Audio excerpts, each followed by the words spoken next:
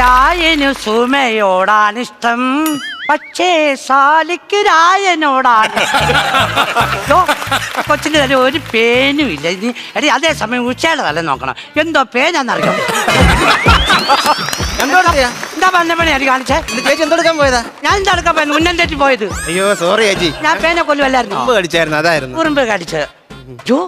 എവിടെ നടി നൈറ്റ്? അയ്യോ ഞാൻ അണ്ണാച്ചിനെ എടുത്ത ചേച്ചി. അയ്യോ കളറില്ല. അണ്ണാച്ചിക്കോ? അയ്യോ അണ്ണാച്ചിക്കല്ല, നൈറ്റിക്ക്. നൈറ്റിക്കോ?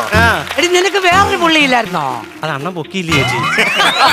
എനിക്ക് അതങ്ങ് ഇഷ്ടപ്പെട്ടു പോയി. പക്ഷെ ഞാൻ ചോദിച്ചത് അതല്ല, വേറെ നൈറ്റിയില്ലായിരുന്നു, പുള്ളി നൈറ്റി. അയ്യോ അതും കൊള്ളത്തില്ല, എടുത്ത് കളഞ്ഞതങ്ങനെ. നീ എന്താ താമസിച്ചേ?